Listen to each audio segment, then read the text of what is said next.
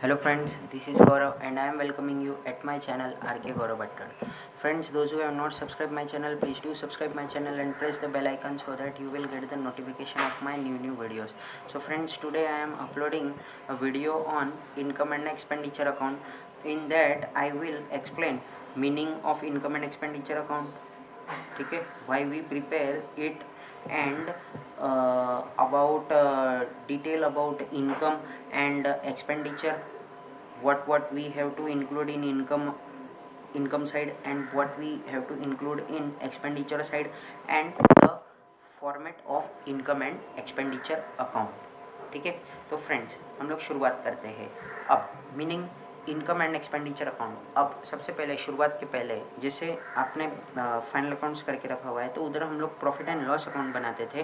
Profit and loss account की तरह ही है हमारा क्या, इनकम एंड एक्सपेंडिचर अकाउंट. ठीक है, तो उसी की तरह उसी के जैसा है. ये भी क्या है, नॉमिनल अकाउंट है. नॉमिनल अकाउंट मतलब क्या होता है, जहाँ पे हम लोग all expenses and losses debit side में रिकॉर्ड करते हैं और ऑल इनकम्स एंड गेन्स हम लोग क्रेडिट साइड में रिकॉर्ड करते हैं. हम लोग ज़्यादा इस पर नहीं चर्चा करते हुए बढ़ते हैं यहाँ पे क्या लिखा हुआ है उसकी ओर.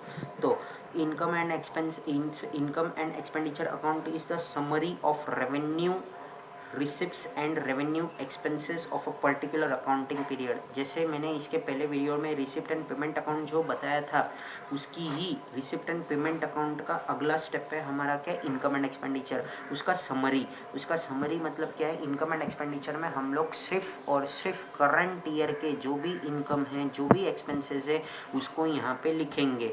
अगर कोई हमारा इसमें इंक्लूडेड है अगले साल का या गए साल का, मतलब अगर अमाउंट उसमें से हम लोग डिडक्ट करके यहाँ पे सिर्फ और सिर्फ करंट ईयर का शो करेंगे. It is similar to profit and loss account in the sense that it gives the picture of the working result of the concern.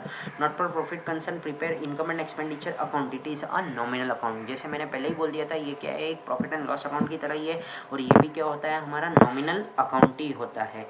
ठीक है ना, नॉमिनल अकाउंट मतलब क्या होता है, hence all expenses and losses of the current year are debited to this account. हम लोग क्या करते हैं, जो भी कुछ है करंट ईयर के जो भी कोई एक्सपेंसेस है और लॉसेस है उसको डेबिट साइड में लिख देते हैं और all incomes and gains of the current year are credited to this account.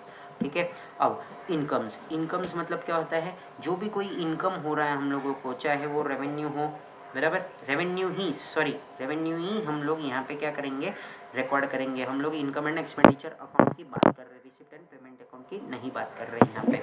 तो इन income and expenditure account only revenue income मतलब क्या है, जो हम लोगों को साल के दौरान जो रोज रोज होते जा रही है वही लिखेंगे.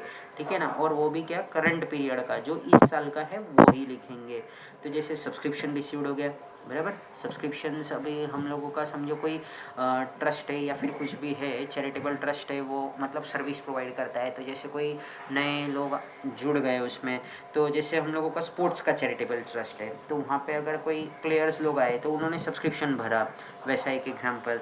इंटरेस्ट ऑन इन्वेस्टमेंट रिसीव्ड, ठीक है ना. तो ये इन्वेस्टमेंट अगर हम लोगों ने कोई शेयर्स वगैरह पे डाला हुआ है, इन्वेस्टमेंट किया हुआ है, तो वहाँ पे कोई ब्याज वगैरह मिल रहा है, हाँ वैसा.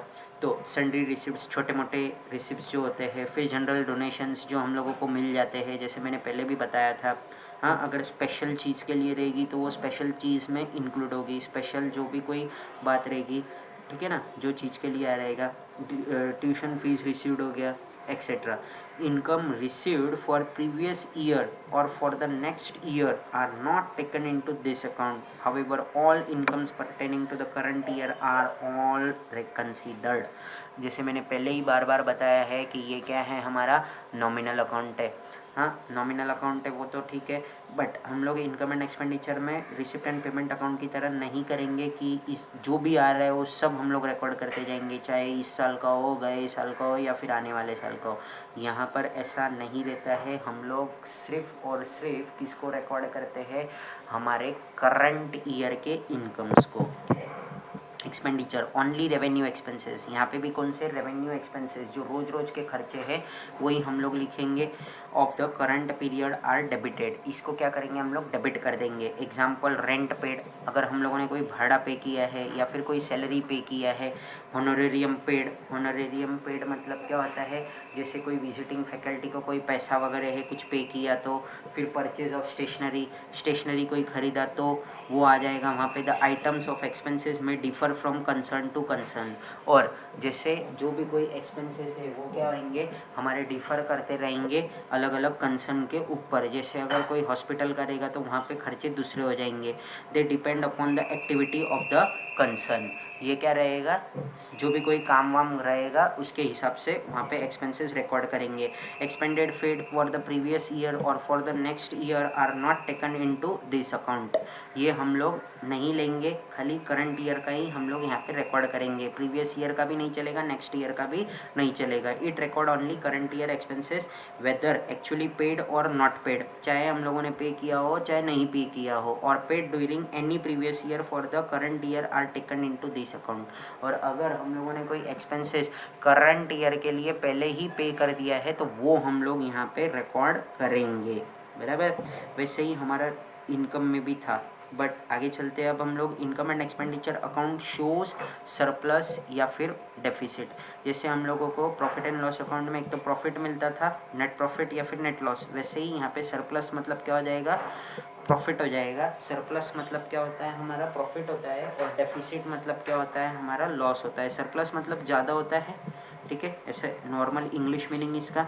और डेफिसिट मतलब क्या हो जाएगा, हमारा लॉस हो जाएगा। तो surplus means excess of income over expenditure. हम लोग सरप्लस को और एक नाम दे सकते हैं क्या, कि excess of income over expenditure. Excess of income मतलब क्या, इनकम हमारा ज़्यादा हुआ है किसके मुकाबले, एक्सपेंडिचर के। डेफिसिट मीन्स मतलब क्या है, हमारा खर्चा ज़्यादा हुआ है, excess of expenditure over income. अब सरप्लस को करना क्या है, जैसे नेट प्रॉफिट को हम लोग क्या करते थे, कैपिटल में ऐड करते थे, वैसे ही सरप्लस को हम लोग इसमें कैपिटल बोलने के बदले हम लोग इसको यहाँ पे कैपिटल फंड बोलते हैं, तो उसमें ऐड कर देंगे सरप्लस को, added to the capital fund. और डेफिसिट को क्या करेंगे हम लोग, डिडक्ट कर देंगे किधर, कैपिटल फंड में से। तो फ्रेंड्स हम लोग ज़्यादा टाइम नहीं वेस्ट करते हुए हम लोग आ जाते हैं हमारे किस पे, format of income and expenditure account पे।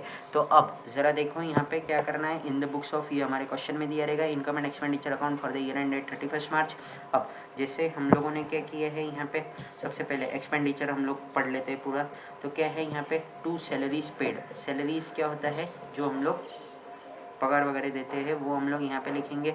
तो पेड फॉर लास्ट ईयर को अगर हमारे रिसिप्ट और पेमेंट में या फिर एडजस्टमेंट में, तो उसके हिसाब से हम लोगों को इसको एडलेस करना पड़ेगा। तो less paid for last year हम लोगों ने इस साल दिया है तो ये इस साल का खर्चा नहीं, हम लोगों को खाली करंट ईयर का लिखना है। पेड फॉर नेक्स्ट ईयर ये भी नहीं चलेगा। Add outstanding of current year का कोई एक्स्ट्रा आउटस्टैंडिंग है तो वो लिखेंगे हम लोग। और prepaid in last year, prepaid in last year of current year मतलब क्या होता है कि प्रीपेड हम लोगों को लास्ट ईयर ही मिल गया था इस साल का, तो वो हम लोग दे दिया था, तो हम लोगों को यहाँ पे शो करना पड़ेगा। फिर क्या आता है हम लोगों का, to stationery sports material medicine consume during the year.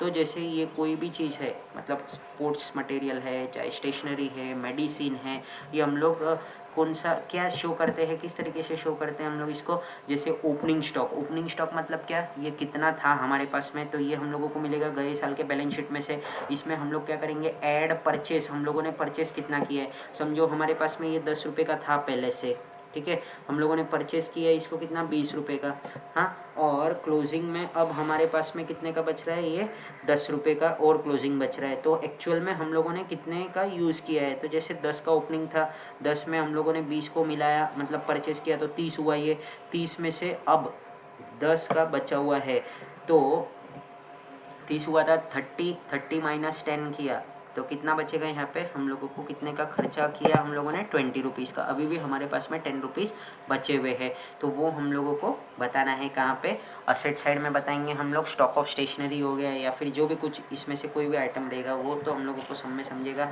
Wages अगर हम लोगों ने पे किया तो वो यहाँ लिखेंगे। प्रिंटिंग का कोई खर्चा रहेगा तो वो लिखेंगे। रेंट पेड, अगर कोई हम लोगों ने रेंट वगैरह पे किया है तो वो हम लोग यहाँ पे शो करेंगे। फिर उसके बाद में क्या है हमारा यहाँ पे इंटरेस्ट पेड, अगर हम लोगों ने कोई ब्याज वगैरह पे किया है तो वो हमारा एक्सपेंडिचर अकाउंट में आ जाएगा। ट्रैवलिंग एक्सपेंसेस आ जाएगा, कन्वेंस आ जाएगा, ठीक है ना, रेट्स एंड टैक्सेस आ जाएगा। ये तो मैं अभी खाली इसको रीड कर रहा हूँ क्योंकि इसका मीनिंग तो मैंने अपने फाइनल अकाउंट्स में आपको समझाया था। इंश्योरेंस प्रीमियम हम लोग यहाँ पे लिख सकते हैं, ऑडिट फीस लिखेंगे, ऑफिस एक्सपेंसेस लिखेंगे, टेलीफोन एक्सपेंसेस लिखेंगे, ऑनरेरियम लिख सकते हैं, टेनिस एक्सपेंसेस आएगा, restaurant expenses, drama expenses, expenses of annual function, ठीक है ना। ड्रामा एक्सपेंसेस, अगर कोई ये स्कूल है या फिर चैरिटेबल स्कूल है तो वहाँ पे ड्रामा वगैरह होएगा तो उसका जो खर्चा है। रिफ्रेशमेंट एक्सपेंसेस मतलब क्या होता है, जैसे जो भी है हम लोग क्या बोलते हैं इसको, ब्रेकफास्ट कर रहे हैं, टी कॉफ़ी वगैरह पी रहे हैं तो वो सबका खर्चा यहाँ आ जाएगा। मेडिसिन एक्सपेंसेस आ जाएगा, अगर कोई ये हॉस्पिटल वगैरह है तो वहाँ के लिए। फिर गार्डनिंग एक्सपेंसेस, ठीक है। मेडिसिन हम लोग ये नॉर्मली, जैसे अगर कोई ट्रस्ट है तो उनका कोई स्कूल है या फिर कुछ है तो वहाँ पे भी चाहिए रहता है तो वो नॉर्मल खर्चा। फिर गार्डनिंग एक्सपेंसेस, हॉस्पिटल में मेडिसिन यहाँ नहीं आएगा, वो हमारा असेट होता है वहाँ पे, ठीक है। गार्डनिंग एक्सपेंसेस हो गया, गार्डन वगैरह कोई है तो ग्राउंड लॉन, उसका कोई अपकीप मतलब उसको ठीक रखने के लिए, मतलब जो भी कुछ है वहाँ पे जो गार्डनर होता है उनको जो सैलरी वगैरह देते हैं तो वो सब हो गया। या फिर जो भी कुछ है लॉन को ठीक करना वगैरह उसकी खर्चे।